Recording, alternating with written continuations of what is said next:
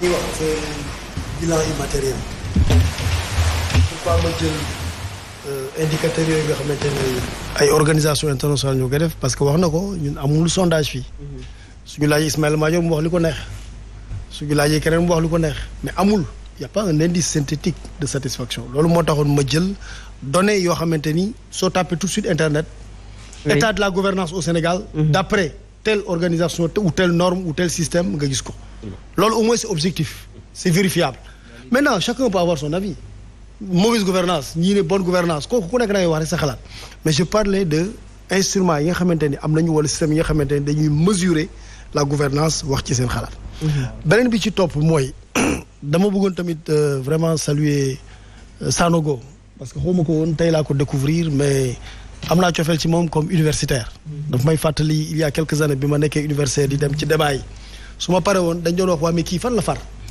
kii kan la àndal parce que loolu mooy position universitaire un universitaire soo ñëwee dans un débat su fekkee ne nekk ñëwoo fa comme politique par exemple man tey fii dama fi ñëw comme politique je suis membre du gouvernement mais su ma nekkee professeur politicien laa fi ñëwee mais professeur boo xamante ni nekkoo politique laa wax defoo politique amoo par politique soo waxee ba pare dafay am li ñuy wax neutralité axiologique c'est les principes que tu analyses c'est l'objectivité c'est la distance mais soo jëlee benn cas rek pouvoir wala kii mun nañu soo wax ne intervenir auto comme professeur d'université mais comme politique moo tax ma bëgg a préciser ni man fii je parle comme politique bien qu'étant professeur leneen li ci des dafa am loo xamante ne tamit dama ko fi dégg ñu wax ko ci te mu nekk lu am solo mooy dañu ne il faut des élections inclusives may fàttali ne Sénégal bi ñu commencé def élection ba léegi on a toujours fait des élections inclusives musul am ay élections yoo xam ne dañ mooy ñëpp bokk.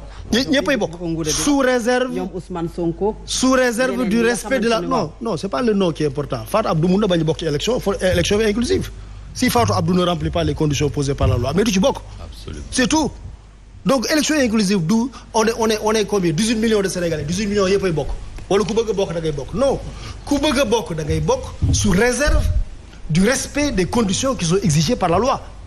Pour être candidat à l'élection présidentielle, il faut on énumère des conditions yooyu soo ko si on prend l'exemple de Ousmane Sonko da nga jàpp ne conditions yi. mais ku ñu jàpp condamné la. oui condamnation bi su nekkee une condamnation définitive. elle est définitive. non xam nga ça dépend xam nga président dafa am lu am solo lu mu wax. nee na la dernière fois da nga wax elle n'est pas définitive. il faut répondre par oui ou non. dama ne la justice suit son cours la wax soo jëlee. mais ñaari dossier la am benn dossier bi la justice suit son cours parce que je crois que Cour suprême ñu ngi programmé dans l'affaire Mame Mbaye Niang le 4 janvier oui. Donc la justice suit son cours ou non la justice suit son cours oui. Beneen bi c'est un état de contumace dañ ko condamné par contumace ku mu neex na nga ne du contumace ku mu neex nga ne contumace la mais la justice a retenu que contumace la su fekkente ni dafa am benn tribunal le tribunal d'instance de Dakar en l'occurrence qui dit que affaire bi du contumace dañ ko war a jox fiche de parrainage mais c'est une décision qui est rendue par un tribunal d'instance am na beneen décision boo xam ne ci Cour suprême la Cour suprême moo am le dernier mot li mu wax la ñuy def mais tant que Cour suprême waxagul lu ñuy def mi ngi mel ni dans l'affaire qui l'oppose à Mame Mbaye Niang ministre Abdoulaye Sow wax na ko sànq te mu am solo loolu su fekkente ni bi ñu ko condamné cour d'appel dañ ne affaire yi jeex na mais c'est pas juste cour d'appel pare na mais jeexagul li Cour suprême di wax le 4 janvier la ñuy jàpp loolu la ñuy jàpp fii tamit li ñuy jàpp mooy li Cour suprême war a wax xaw ma kañ xaw ma ndax programme nañ ko wala programme nañ parce que je ne suis pas les questions de justice mais Cour suprême waxagul mais munoo wax ne la décision elle est définitive donc loolu dafa nekk loo xamante ni dama bëgg parce que damay dégg souvent ñu naan des élections inclusives mais les élections c'est inclusif mais des élections inclusives dans le respect des conditions exigées par la loi loolu dama bëggoon leeral ko quoi ba nga xamante ni vraiment ñu déglu ci ensuite Fatou Abdou sa question yi ñi ngay posé da nga ne un pays où les décisions de justice ne s'appliquent pas loolu waroo ko wax. dama ne. ku far nag mun nga ko bàyyi ba mu wax ko. mais yow journaliste non man damay laajte dama ne. monsieur le ministre. Ngouda nee na les décisions il y a pas de justice sans paix. oui et les décisions de justice ne s'appliquent pas moom laa reprendre. da nga ko cité. oui dama ko cité. d'accord dama foogoon sa yaay wax non moom su ko neexee bu wax ko am na droit wax ko mais yow dama foogoon nag yow journaliste yaa wax les décisions de justice ne s'appliquent pas parce que mais dans notre pays les décisions. mais décision de justice bu tribunal d'instance de Dakar ak tribunal d'instance de Ziguinchor. kenn appliqué wu ko mais parce qu'il y a un pourvoi. Pourquoi on n'applique pas la décision sur l'affaire Mame Mbaye Niang? Oui, c'est ça. En disant que vous êtes inéligible parce que la Cour d'appel vous a condamné. D'ailleurs, il y a des pays où on considère la décision rendue par la Cour d'appel comme définitive. Pourquoi? Parce que la Cour suprême ne revient pas sur le fait. La Cour suprême ne juge que les questions de droit. Mais non, dans notre système, nous, il faut que la Cour suprême dise son dernier mot. Tant que waxu ko, la décision n'est pas exécutoire. C'est tout. Donc vous ne pouvez pas dire que les décisions ne s'appliquent pas. Moi, je connais Mouako, il a le droit. Voilà, il a cette mais il n'est pas le seul en fait. Il y a d'autres personnes. Mais ils le disent à tort. La décision quand même. Ils le disent à tort. Pourquoi ils le disent à tort? Parce que le dernier mot revient à la Cour suprême. Et la Cour suprême n'a pas dit son dernier mot, sauf si la Cour suprême. En matière électorale. En matière électorale, sauf si la Cour suprême a statué, alors que moi, je ne suis pas au courant. La Cour suprême a renvoyé. Mais déjà, je vous donne un exemple. Quand le juge d'instance de Ziguinchor avait rendu sa décision, suñ ne woon la décision exécutoire intégré woon ko ci liste électorale Cour suprême ñëw du baaxul nu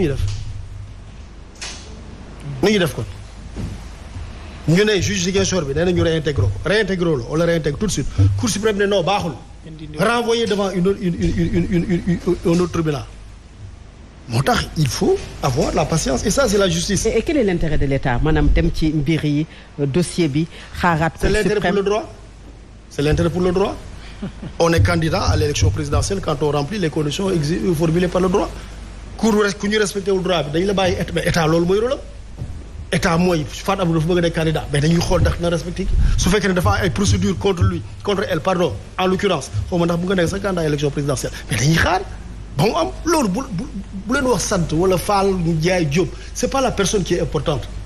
Il faut remplir les conditions posées par la loi, par la Constitution pour être candidat. En l'occurrence, il n'y a pas de décision définitive. Mais vous ne pouvez pas être réintégré. Le jour où il y a une décision définitive, vous êtes réintégré. Et finalement, si vous respectez les délais. Donc voilà, maintenant, dans la solo sank ci affaire bon, oui, malheureusement, bon, c'est très vaste et bon, je n'aime pas trop garder la parole parce que nous sommes un débat. Allez-y, vous terminez sur ça, oui. Mais vraiment, souveraineté. Du ma wax sax souveraineté alimentaire, souveraineté lay wax. C'est le maître mot de la politique du président Macky Sall. Souveraineté dans le choix de ses partenaires. Sénégal du chasse garde benn réew. Damay dégg ñu naan étranger yi ñooy def lépp dara déedéet c'est un pays ouvert. Am na yoo xam ne sénégalais ñoo koy liggéey am na yoo xam ne chinois yi am na yoo xam ne turquie la am na yoo xam ne européen am na yoo xam ne Brésil. Nous sommes un pays ouvert. Personne ne nous impose nos partenaires. Le pays est souverain dans le choix de ses partenaires. Le pays est souverain loolu Amadou Ly moom moo ci xam-xam fuuf dans sa politique énergétique. Aujourd'hui nous sommes souverains en matière énergétique.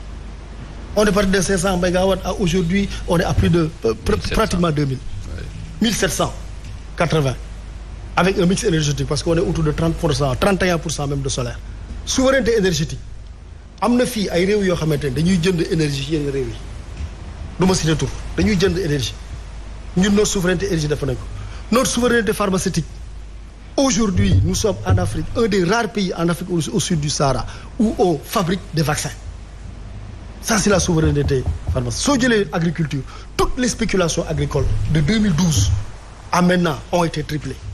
Que ce soit le riz, l'arachide, les cultures de légumes, fruits, tout. Léegi le problème qu'on a, c'est quoi? Souvent, dañuy wax un problème de conservation. Ou un problème de transformation. Mais la souveraineté, elle est sur la souveraineté, on est en bonne voie. Je ne veux pas davantage donner la parole maa ngi bàyyi sama collègue. Alors professeur Ngouda bu ñu déggee le professeur Ismaïla Madior on peut parler d'élection inclusive mais décision bi bu fekkee ne daf la génnee ci course bi jàpp na ne mënoo dugg ci course bi et ça pour peut-être parler du cas de Ousmane Sonko. waaw xam nga man nag damay ndaw doon sénégalais fier ci outils yi ñu am dans ce pays mun nañu xayma gouvernance du Sénégal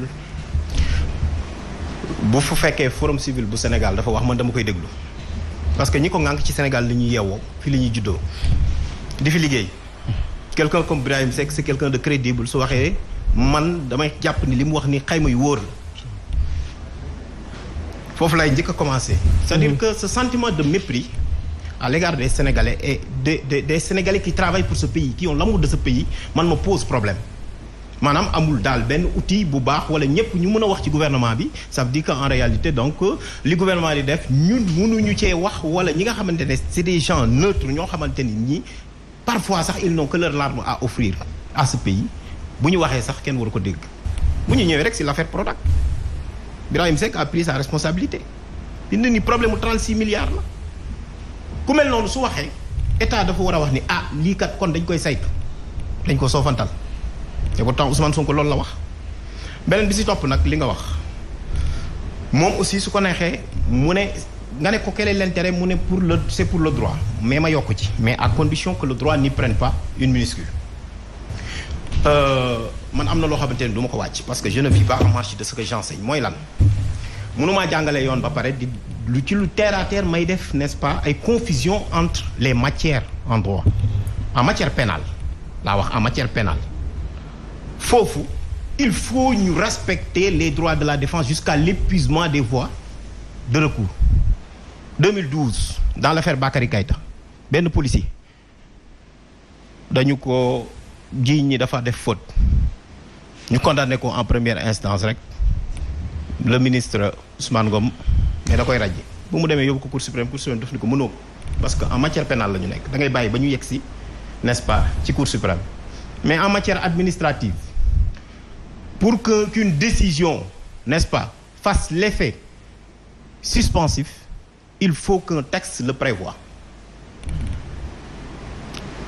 La suspension d'une décision dama ne en matière administrative l'effet suspensif ne se présume pas li la koy wan mooy texte yi dafa leer bu fekkee ni yow dañu laa raje ñu réintégrer la ci liste yi article L47 dafa ne automatiquement dañu lay delloo sa àq ak yelleef